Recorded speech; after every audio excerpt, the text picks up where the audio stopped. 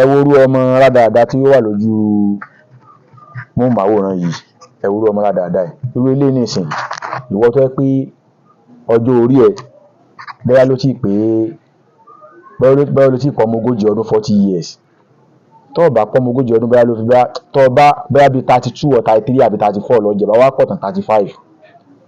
ọwá ń sọ pé ọwá ń ṣépè fún bàbá tó lo 84 years pé kò lo ayé rẹ̀, pé kò látúnbọ̀tán rẹ̀. Èèyàn lo ọgọ́rin ọdún àtọdún mẹ́rin láyé lórí ilẹ̀ ìpẹ̀. Gbogbo ọdún tó wá lò yẹn ó wá fi àìmọ̀ èyí tó wá pọ̀ jù ń bẹ̀ ló fi jíṣẹ́ Ọlọ́run, ló fi sọ̀rọ̀ Ọlọ́run.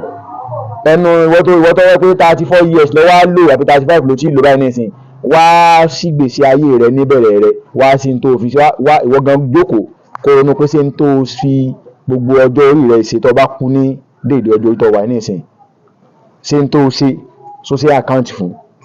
ṣé o lè fi yẹn gan pé ṣe rí ló ṣe sí wọ́n tó pé ẹ̀yin tẹ̀ mu oògùn olóró gbogbo nǹkan aburú ayé pàtọ́wọ́ yín lọ́wọ́ ibi tó lọ nǹkan tó jẹ́ lu òyìnbó tó lọ wà tó fi ń yẹn gan ní tó gbé ọ débẹ̀ àmọ́ ṣùgbọ́n wọ́n sọ lọ́hùn ṣùgbọ́n tó dá lójú ni pé lérà tó jẹ́ èèyàn gidi tó lọ lu òyìnbó kan wá bọ́ ta kan máa sórí ibú tí irú rẹ̀ ń ṣe káàkiri.